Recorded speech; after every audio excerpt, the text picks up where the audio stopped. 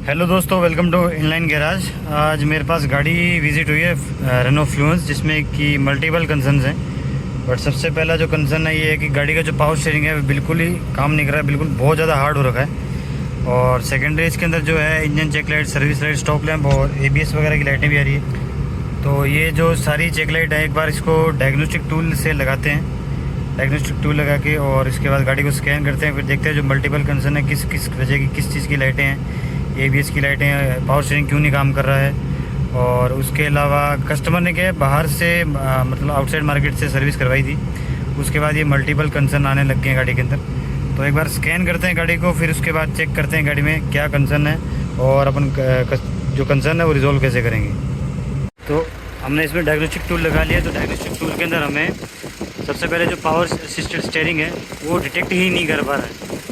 तो सबसे पहला तो फॉल्ट ये है। दूसरी, इंजेक्शन में जो लाइटें आ रही है और एयर बैग की लाइटें भी हैं, एबीएस में भी लाइटें इसमें आ रही है। तो सबसे पहले तो अपन पावर स्टीयरिंग को चेक करेंगे। इसके अंदर भी कैन की वायर प्लस पावर की और ग्राउंड की वायर में चेक करना पड़ेगा अपने को कि उसमें प्रॉपर सप्लाई आ रही है या वायरिंग कहीं कटी सी नहीं हुई है। दूसरा, उसका जो इंजेक्शन है, इंजेक्शन इंस्ट्रूमेंट पैनल, इनको एक एक करके देखते हैं इसके अंदर क्या क्या डीटीसी आ रही है जो मीटर पे शो कर रहा है अपने। इसमें एयर टेम्परेचर सेंसर सर्किट की जो लाइट आ रही है और एयर फ्लो की, उसमें जो कनेक्टर है वो निकला हुआ था, क्योंकि बाहर से सर्विस कराई तो हो सकता है किसी ने निकाल दिया हो। उसके बाद इनलेट एयर सर्किट की भी लाइट आ रही है। तो ये अपनी वैक्यूम लाइन की ट्रबो की पाइप है और जो मेन पाइप्स होती है इनलेट एयर की, वो सारी चेक करनी पड़ेगी कि इसमें कहीं लीकेज वगैरह तो नहीं है या कोई पाइप फटी वगैरह तो नहीं है। और उसके बाद जो ब्रीथिंग डायग्नोस्टिक है, ये नॉर्मल लाइट है, ये आती रहती है इसके अंदर, ऐसा इसका कुछ बड़ा इशू नहीं होता है। यूसीएच में और एबीएस वगैरह में अपन लाइटें चेक कर लेते हैं किस किस चीज़ की लाइटें हैं। उसके बाद अपन जिसको power steering assisted power steering है उसको डायग्नोज करेंगे वो क्यों नहीं चल रहा। एयर बैग में जो लाइटें आ रही है वो पैसेंजर एयर बैग की आ रही है, और जो इसका एयर बैग डीएक्टिवेशन स्विच है उसकी भी लाइट आ रही है। तो उसको देखना पड़ेगा कि स्विच ख़राब तो नहीं है, क्योंकि इसमें पैसेंजर एयर बैग को डीएक्टिवेट करने के लिए एक अलग से स्विच दिया होता है, ताकि कोई बच्चा वगैरह अगर बैठ रहा है आगे तो वो उसको ज़्यादा हार्मफुल ना हो। तो एक बार ये भी अपन दोबारा चेक कर लेंगे क्या है इसके अंदर क्या है। तो इसमें कैन से रिलेटेड भी लाइट आ रही है पावर स्टीयरिंग की, और दूसरा फ्रंट लेफ्ट का और राइट का जो व्हील स्पीड सिग्नल है इनको चेक करना पड़ेगा। सेंसर में आई थिंक दिक्कत लग रही है, उसके टारगेट को साफ करके क्लीन करके फिर देखते हैं इसको, और प्रॉपर इसको डायग्नोज करके देखते हैं। सबसे पहला प्राइमरी काम जो रहेगा वो अपना पावर स्टीयरिंग का रहेगा, और सबसे पहले पावर स्टीयरिंग को अपन चेक कर लेते हैं कि क्यों फॉल्ट मिलता है। अभी अपन ने इसका डायग्राम निकाला है, जिसके अंदर ये जिसमें दो फ्यूज़ आ रहे हैं, एक 5 एम्पेयर का है बार आईपीडीएम में, और इसका बैटरी पे 80 एम्पेयर का फ्यूज़ लगा रहता है। इस फ्यूज़ को एक्सेस करना थोड़ा सा मुश्किल है, तो इस अपन इसको डायरेक्ट सप्लाई चेक कर लेंगे पावर स्टीयरिंग कंप्यूटर के ऊपर। दूसरा जो ये फ्यूज़ है, ये फ्यूज़ अपन चेक कर लेते हैं कि ये फ्यूज़ सही है नहीं है, और उसके बाद अपन जो ये मेन कनेक्टर है इसका छोटे वाला पावर स्टीयरिंग कंप्यूटर के ऊपर, वो अपन चेक करेंगे। इसमें हाइड्रोलिक स्टीयरिंग नहीं आता है, इसमें जो है इलेक्ट्रिक स्टीयरिंग आता है, क्योंकि ये हाइड्रोलिक वर्जन नहीं है इसका, हाइड्रोलिक वर्जन आता ही नहीं इसके अंदर, खाली इलेक्ट्रिक स्टीयरिंग है। तो इसमें इलेक्ट्रिकल कनेक्शन दिए हुए सारे के सारे। तो अपन छोटे वाला इस कनेक्टर पे कैन हाई कैन लो वगैरह चेक करेंगे, और सप्लाई जो आ रही है उस पर फ्यूज़ से। और दूसरा इसके अंदर जो यहाँ बड़े वाला फ्यूज़ है, इसकी सप्लाई अपन डायरेक्ट कपलर पे चेक करेंगे। तो इसका कपलर जो पावर स्टीयरिंग का स्टीयरिंग के नीचे ही आता है बिल्कुल, तो यहाँ से अपन एक्सेस कर सकते हैं इजीली उसको, क्योंकि फ्यूज़ को एक्सेस करना थोड़ा सा मुश्किल रहता है। तो बाहर का फ्यूज़ चेक करते हैं, उसके बाद आगे देखते हैं इसके अंदर फ्यूज़ सही है कि नहीं है, और वहाँ पे सप्लाई भी चेक कर लेंगे अपन। ये आईपीडी में इसके अंदर यहाँ पे जो ये वाला फ्यूज़ है F16 में, जो कि डायग्राम में दिखा रखा अपने, वो अपन चेक कर लेते हैं इसके ऊपर।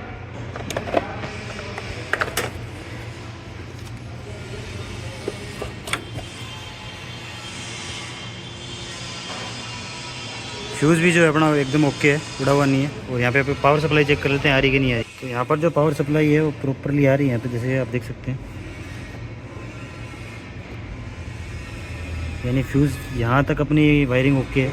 तो एक बार अंदर जाके पावर सप्लाई वगैरह चेक करते हैं इसकी, और आगे देखते हैं क्या डायग्नोज अपना जो प्रॉपर निकलता है और क्या चीज़ में फॉल्टी है। तो सबसे पहले डायग्राम को जो छोटे वाले कनेक्टर में जो अपनी 5 एम्पेयर की फ्यूज़ से आती है वायरिंग, तो ये अपन ने कनेक्ट कर ली। यहाँ पे येलो रंग की वायर है 1 नंबर पिन, जो उसमें भी प्रॉपर जो अपनी सप्लाई वगैरह है वो प्रॉपर यहाँ पे आ रही है। इसका अपन कैन लाइन चेक करते हैं, उसके बाद बड़े फ्यूज़ में चेक करते हैं सप्लाई और ग्राउंड वगैरह दोनों प्रॉपर आ रहे नहीं आ रहे।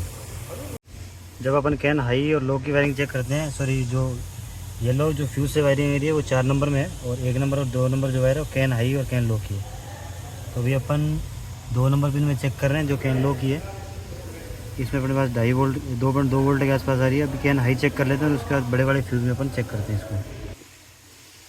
इसमें हमें 2 वोल्ट के आसपास मिल रहा है, तो प्रॉपर 5 वोल्ट नहीं हो रहा है, पर फिर भी एक बार अपन बड़े कपलर में चेक करते हैं। फिर इसकी कैन, अगर बड़े कपलर में सप्लाई प्रॉपर नहीं मिल रही है तो एक बार कैन वायरिंग प्रॉपर चेक करेंगे इसकी, और सबसे लास्ट में बड़े कपलर पे पावर सप्लाई और ग्राउंड चेक कर लेते हैं इसको। तो हमने इसमें प्रॉपर लगा लिया है कनेक्शन पॉजिटिव और नेगेटिव में, बट हमें इसमें कोई सप्लाई नहीं मिल रही है। तो एक बार चेक करते हैं ग्राउंड आ रहा है, नहीं आ रहा है, या पावर सप्लाई नहीं आ रही है। तो इसको जैसे अपन डायरेक्ट ग्राउंड करते हैं यहाँ पे बॉडी से, तो सप्लाई 11 वोल्ट के यानी बैटरी वोल्ट के आसपास आ रही है, बट यानी कि इसके अंदर जो ग्राउंड नहीं आ रहा है, इसी वजह से कंप्यूटर उठा नहीं पा रही है। जैसे ही अपन ने ये यहाँ पे किया है, एक बार ग्राउंड को डायरेक्ट कर दिया यहाँ पे। ग्राउंड डायरेक्ट करने के बाद भी यहाँ पे जो है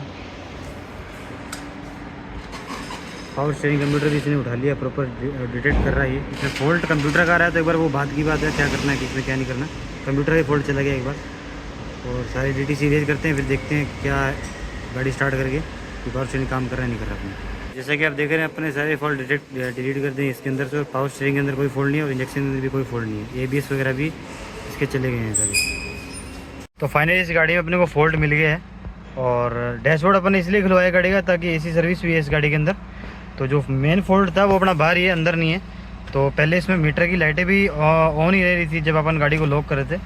तो जैसे ही अपन गाड़ी को लॉक अनलॉक करते हैं तो मीटर की लाइटें प्रॉपर जा रही है अभी, और प्रॉपर फुल वर्किंग में गाड़ी। और मीटर के अंदर जो पावर स्टीयरिंग का फॉल्ट था वो भी अभी चला गया, और पावर स्टीयरिंग बढ़िया प्रॉपर काम कर रहा है। तो मैं फॉल्ट दिखा देता हूँ कहाँ है अपना। तो जो मेन फॉल्ट है ये है यहाँ पे, ये वायरिंग यहाँ से मतलब किसी ने अलग ही कर रखी थी पूरी। तो एक बार टेम्परेरी मैंने इसकी फंसा दी है, और इसका प्रॉपर अपन कनेक्शन कर देंगे, जिससे क्या प्रॉपर सारी चीज़ें वर्किंग हो जाएगी प्रॉपर एकदम बढ़िया तरीके से। जैसा कि आप देख रहे हैं गाड़ी अपन ने स्टार्ट कर दी है, और पावर स्टीयरिंग बिल्कुल सॉफ्ट हो गया इसका। गाड़ी के अंदर जो स्टॉप लाइट वगैरह आ रही थी वो भी चली गई है, और उसके अलावा चेक इंजन लाइट और वो सारी जो बूस्ट से रिलेटेड लाइटें थी वो चली गई है सारी। और एक बार इसकी अपनी वैक्यूम एक्चुएटर की भी लाइनें क्लीन कर देंगे, ताकि क्या बूस्ट की लाइन दोबारा ना, क्योंकि इसकी जो वैक्यूम एक्चुएटर की पाइप है वो फटी हुई है, जिस वजह से वैक्यूम वहाँ से लीक हो रहा है। और एक बार इसको ग्राउंड करके क्लियर, और इसको लेते हैं फाइनल टेस्ट ड्राइव और गाड़ी करते हैं डिलीवर। और बने रहिए नेक्स्ट वीडियो तक। Thanks for watching, subscribe to Inline garage.